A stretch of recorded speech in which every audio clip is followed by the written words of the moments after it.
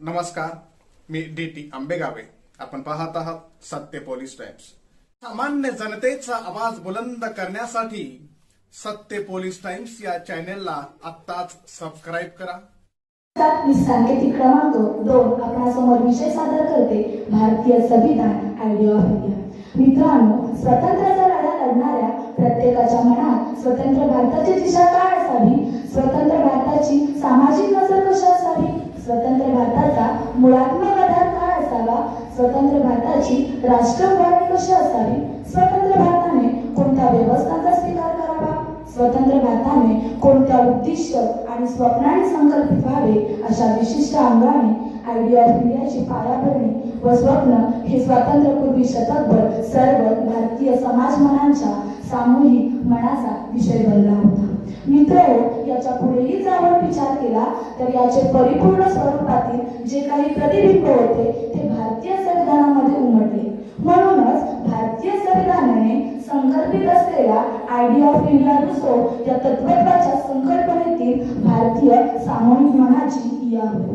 मित्रहो, भारतीय संविधानातील राष्ट्राची उभारणी ही सर्वसामान्यांच्या मनात कितपत रुजली आहे, कितपत उमजली आहे, कितपत फुलली आहे किंवा ती कोमजली आहे याचे अवलोकन करणे संविधानामध्ये आवश्यक वाटते. मित्रांनो, याच्या पुढेही जाऊन विचार केला तर आम्ही भारताचे लोक हा भारतीय संविधानाने संकल्पित असलेला आयडिया ऑफ इंडियाचा मूळ संकल्प आहे. आणि भारतीय संविधानाने संकल्पित असलेला आयडिया ऑफ इंडियातील भारताची उभारणी करताना कोणत्या विषयांचा, कोणत्या नियमांचा अवलंबन केलं पाहिजे याचा समावेश आहे. मित्रहो, याच्याही पुढे जाऊन जर आपण विचार केला तर मीपणाचा वारसा हा भारतीय मनावर गारूड करून बसला होता. आणि या वारसामुळे भारतीय मन ही अनेक तुकड्यांमध्ये विखुरलेली होती. या विखुरलेल्या मनांना जोडण्यासाठी आणि त्यांना मी कडून आम्हीकडे घेऊन जाणे संविधानकारकांना आवश्यक वाटते. समस्त भारतीयांची एकमेव ओळख ही भारतीय असावी असा उल्लेख भारतीय संविधानामध्ये करण्यात आला. मित्रहो, लोक या संकल्पनेमध्ये जात, धर्म, वंश, भेद असा कोणत्याही प्रकारचा संकुचित भाव न ठेवता 26 जानेवारी 1950 रोजी समस्त भारतीयांचा समावेश लोक या संकल्पनेमध्ये करण्यात आला. अहो, 1920च्या दशकापर्यंत अमेरिका आणि ब्रिटन सारख्या विकसित देशांमध्ये, प्रगत देशांमध्ये बघायला गेलं तर स्त्रियांचा समावेश लोक या संकल्पनेमध्ये नव्हता.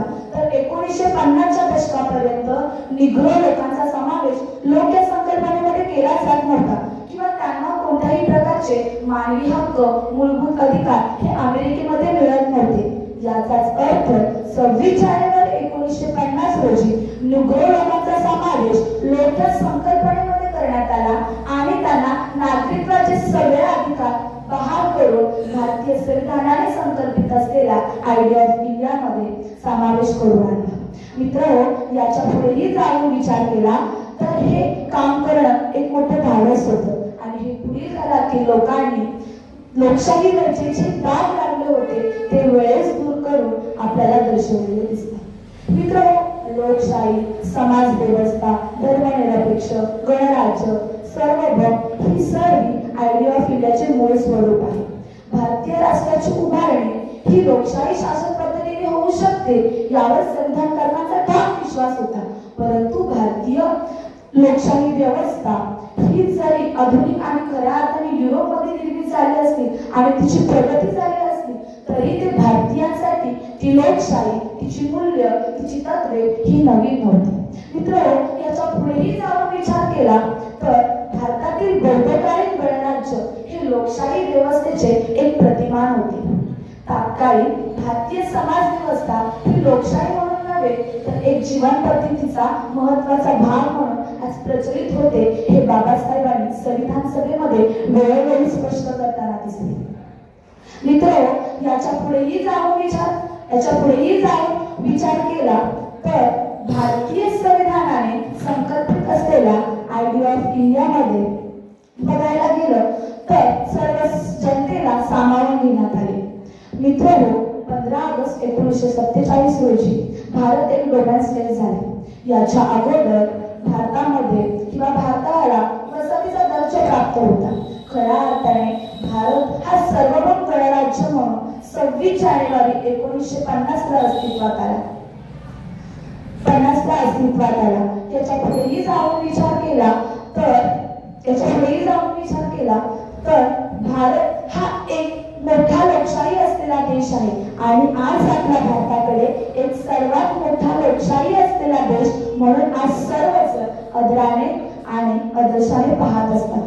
भारतीय संविधानातील संसद, कार्यपालिका, नगरपालिका किंवा न्यायपालिका यांनी काही अपवाद वगळता संविधानिक संस्थेचे पालन करून किंवा संविधानाचे नियमांचे पालन करून भारतीय राजकीय व्यवस्था भक्कम करण्यासाठी मोलाचे योगदान दिले.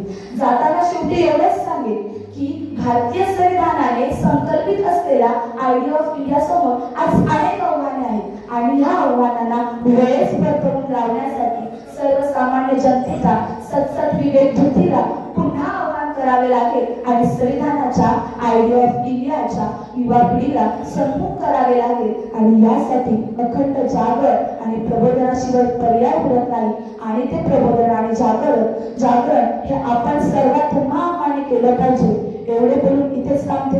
जय हिंद, जय भारत, जय श्री. सामान्य जनतेचा बुलंद आवाज. सत्य पोलीस टाइम्स.